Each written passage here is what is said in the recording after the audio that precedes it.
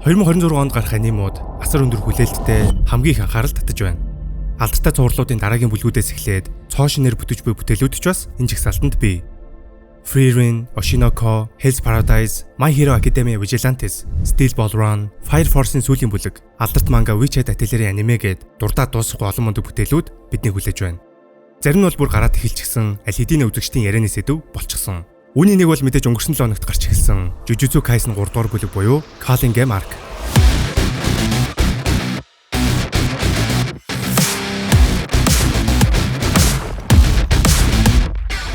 Зохиолын үйл явдлыг манган дээрээс уншсан ч гэлээ Mappa студийн гайхалтай анимашн, зураглал, продакшн дэс өөр мэдрэмжийг өгч чадсан. Мэдээж Jujutsu Kaisen Execution нэрээр Shibuya Arc-ын recap-тай хамт кино болгож гарсан учраас эхний хоёр ангийн чанар хамаагүй сайн байх нь ойлгомжтой. Цаашаа энэ чанараа хэр сайн хадгалах вэ гэдэг л хамгийн том асуулт. Гэхдээ студийн дотоод асуудлыг тооцвол Mappa студи хизээж урам угалдаггүй шүү дээ. Тэгвэл тус бүлгийн нэр Calling Game Arc учраас хамгийн чухал хэсэг нь тэрхүү харгас тоглоом. Цаазын тоглоомч гэж орчуулдаг. Shibuya дахь хэргийн дараа шууд болох энэхүү том арк нь хар шиднүүд болон энгийн хүмүүсийн дундах үхлийн тоглоомч гэж ойлгож болно. Хоёрдугаар бүлгийн төгсгөлд Geto Suguru-гийн бид орсон Kenjaku өөрийн төлөвлөгөөг цуулгаад яваад өгдөг.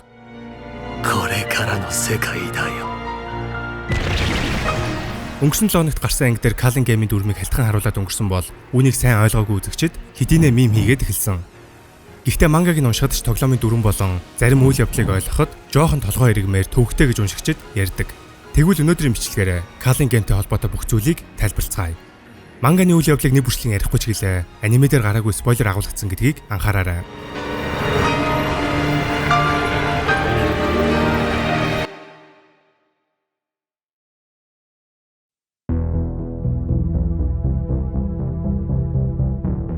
Дан ганц Calling Game-с гадна Jujutsu Kaisen цуврал дээр гарч байгаа бүх зүйлийн ард Kenjaku байсан.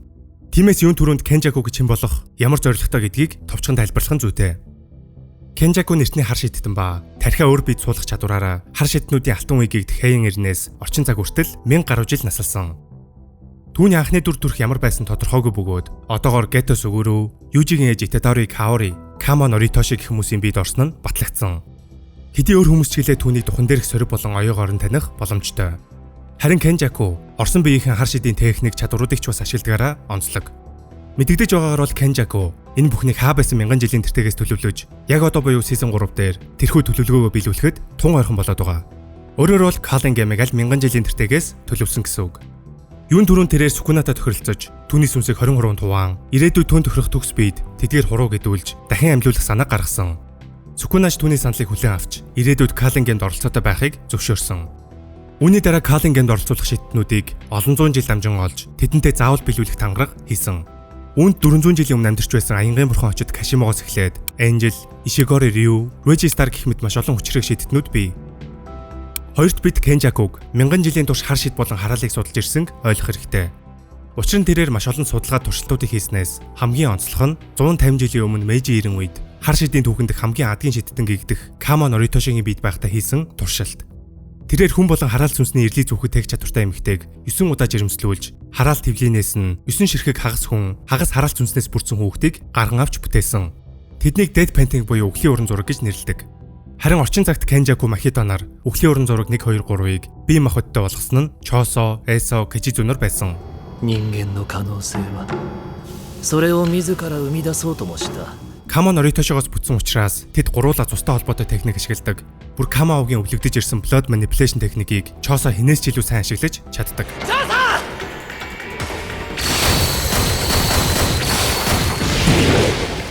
Тэдгээрийг гурууланг нь онцгой төвшних гэж тодорхойлсон ба үлдсэн 6 тэнгэний хаалтан дотор байгааг season 3 дээр харуулсан. Choso. 分かってる。後で迎えに来る。もう少し待っててくれ。 Үүний дараа Kenjaku, Itadori Jin-ийн эхнэр Kaori-гийн биед орж тэдний дундаас Yuji төрсөн. Хожим Jujutsu Kaisen-ийн зохиолч Gege Akutami, Yuji-гийн өвөө, Jin-ийн аав Wasuke нь Sukunaгийн хөвлөдөө залгисан ихрийнх нь хойд дүр байсныг баталсан. Тэгэхээр Yuji Sukunaгийн зээд үв бөгөөд түүний сав болоход төгс тохирсон байсан юм. Тийм ч учраас Yuji-гийн бие онцгой, ирээдүйд маш том потенциалтай гэж үздэг. Yuji. お前は強いから人を助けろ。手の届く範囲でいい。 救えるやつは救っとけ。 Эцэст нь Ютад ялагдаж, Gojo-гийн гарт амиа алдсан Geto Suguru-гийн биед орж, Mahito болон түүний хараалуудын бүлэгтээ нэгдэн өөрийн төлөвлөгөөний эцсийн шатыг эхлүүлсэн юм. Хараалыг удирдах чадвартай Гетогийн бид орсноор тэрхүү төлөвлөгөө нь бүр ч илүү боломжтой болсон. Харин түүний замд хамгийн том саад нь Гожо. Мянган жилийн хугацаанд Гожоогийн 6-нууд ашиглагчид Кенжакугийн төлөвлөгөөг хэд удаа зогсоож байсан бөгөөд Шибуя дуусан явдлын гол зорилго нь Гожог хорих байсныг бүгдээрээ мэдж байгаа. Гожо хоригоос мултарсан ч түүнийг хангалттай саадуулах өөр нэг зүйл нь Сукуна. Тэгэхээр Кенжаку бол Jujutsu Kaisen зурлын хамгийн ухаантай, хамгийн алсын хараатай, бүх зүйлийн ардах мастермайнд зэвүүн гар гэдгийг ойлгож болно. Бүхэл бүтэн мянган жилийн турш өөрийн төлөвлөгөөгөө боловсруулж алхам алхмаар түүндээ хүрч байсан.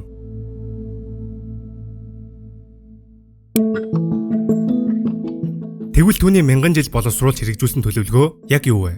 Энэ нь одоо болж буй Culling Game-тэй ямар холбоотой вэ? Бид Season 2-ын төгсгөлд Kenjaku болон Yuki нарын үзэл санаа төлөвлөгөө нь харшилдаж байгааг утсан.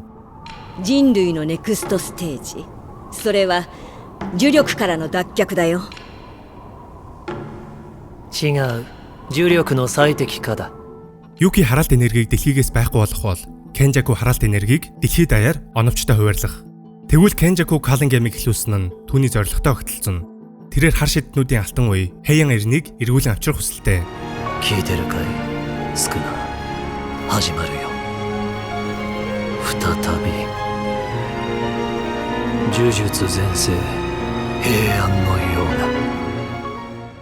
Тиймээс Махитогийн сүнс хувиргах техникийг ашиглан шин шиднүүдийг бүтээж Culling Game-д орцуулах болсон.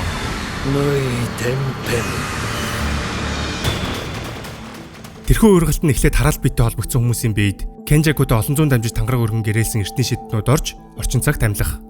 Үүний нэг нь Megumi-гийн эгч Tsumiki-гийн биед орсон Heian эрний хүчрэг шидтэн Yorozu. Tsumiki комд орсон байсан ч хувиргалтын үеэр ухаан орохыг бид Season 2-ын төгсгөл дээр харсан шүү дээ.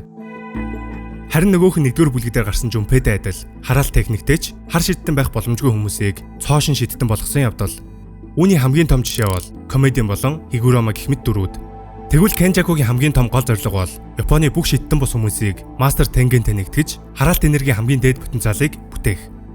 Ингэснээр хүн төрөлхтөн дараагийн шатанд дэвшин хөгжиж Японы хүмүүр хараалт энергитэй болж эмх замраагүй цүүрлийг авчирна гэсэн үг. Харин 12 жилийн өмнө Tengen-ийн шинэ бие Yamane Rikog тоожи хороосон учраас Tengen хүн бус хараал болоход ойрхон ирээд байсан. Getoгийн ачаар хараал удирдах чадвартай болсон Kenjaku-гийн хувьд энэ нь алдаж болохгүй алтан боломж. Tengen 100 сая хүнтэй нэгдэж Японы хүмүүр хөвслээ гэхэд нэг л хүний уур хилэн асар хүчтэй тархаж бүхэл дэлхийг залих аюултай. Нэмээд Япон ганцаараа хараалт энергийг удирдсанаар олон улсын харилцаа талаас ч өндөр эрсдэлтэй.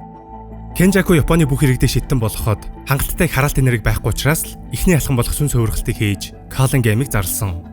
Харин Culling Game-д оролцож буй шидтнүүдийн хараалт энерги Tengen-тэй нэгтгэх зан үйлд бэлтгэх нөөц гэсэн үг. Тиймээс Kenjaku өөрөө ч Culling Game-ийн тоглогчоор ордог. Мянган жилийн тэртээ Tengen Kenjaku хоёр найзууд байсан учраас үүнийг Master Tengen маш сайн мэдэж байсан.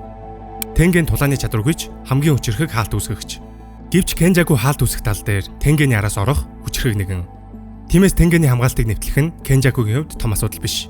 Харин хамгийн том асуудал байсан Gojog хорж их гурвал овгийн нэг Kamux хармагжуулж Maki харин Zen овгийг хүс тэмтэрсэн. Их гурвлын тогтолцоо сүрж Kenjaku-гийн бүх төлөвлөгөө амжилттай хэрэгжиж эхэлсэн юм. Гэхдээ миний бодлоор Kenjaku өөрөө хүн төрөлхтөн хөвсөлд оруулна гэдэгтээ 100% итгэлтэй байгаагүй.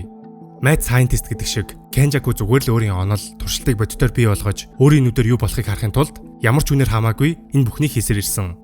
Түүний олон зуун жил дамжин хийсэн туршилтууд ч түүний гол зорилготой холбоотой.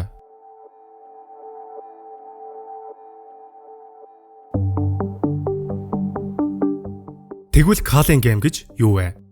Махитогийн сүнс хувиргалтаар амилсан, хүчээ олсон хар шидтнүүд түүн дээр нэмээд бусад оролцогчид Япон даяар тархсан 10 хаалттай байршлуудад үхлийн тулаан хийн. Ингэхдээ хар шид ашиглан шидтэн эсвэл шидтэн бус хүмүүсийг хороож оноо цуглуулна. Харин бүх оролцогчид тоглоомын заасан дүрмийг чандлан баримтлах ёстой. Тоглогч бүрт Kagane гэх Shikigami очих ба үүний үндсэн үүрэг нь тоглогчдод оноог мэдээлэх, мөн дүрмийг тайлбарлах. Тоглоом үндсэн 8 дүрмтэй. Дүрм 1. Тоглогчид хараалт техникээ нээснээс 19 хоногийн дотор 10 байршлаас өөрийн сонголтоор сонгож тоглоомд оролцох хэсгээ мэдэгдэнэ. Жишээ нь Kenjaku 10 сарын 31-ний шөнө хувиргалт хийж тоглогчдыг сэрээсэн бол тоглогчид 11 сарын 19-ний дотор мэдэгдэх ёстой. Дүрм 2. Өмнөх дүрмийг зөрчсөн хинээж бай хараалт техникийг арилгана. Хараалт техник арилгах процесс нь тоглогчийн тархитай холбогддог учраас ингэснээр амь эрсдэх аюултай. Харин шидтэн бус хүмүүс аюулгүй гэсэн үг. Дүрм 3. Тоглогч бус хүмүүс тоглоомын байршил руу нэвтрэх үед түүнийг шууд тоглогч гэж тооцно. Харин тоглоом эхэлж хаалт бий болох үед аль хэдийн дотор байсан энгийн иргэд нэг удаа байршлыг аюулгүй орхин гарах боломжтой.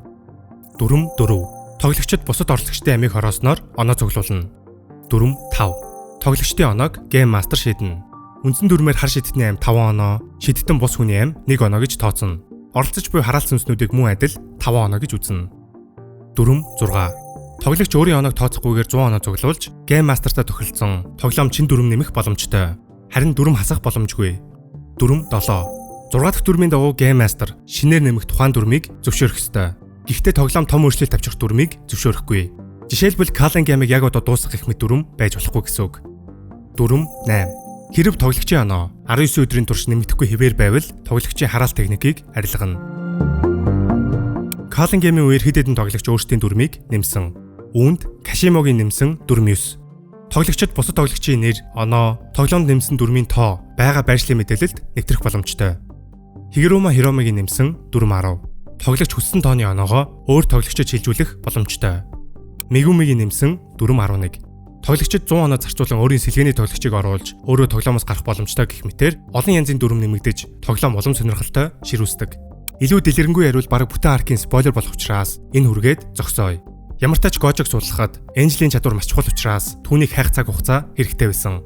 Тиймээс 19 өдрийн турш оноо нэмэгдэхгүй бол хараалт техник арилгах дүрм 8-ыг каунтер хийхин тулд Higuruma Hiromig ятгаж дүрм 10-ыг гаргаж ирсэн гээд дүрм бүр ямар нэг шалтгаантай. Ямар тач Culling Game аним дээр дөнгөж эхлэх гэж байна. Үүнээс өмнө мэдээж Makiгийн Zenin кланыг хүүс тэмдэрхээс эхлээд олон сонирхолтой зүйлс байгаа. Culling Game дээр ч маш олон сонирхолтой дүрүүд, үзүүштэй тулаанууд, цаашлаад Gojo хэрхэн суулгагдах гээд огтуд байхгүй. Mappa студич бас энэ сонирхолтой үйл явдлыг аниме дээр урам хугалахгүй гэдэгт бүрэн итгэлтэй байна.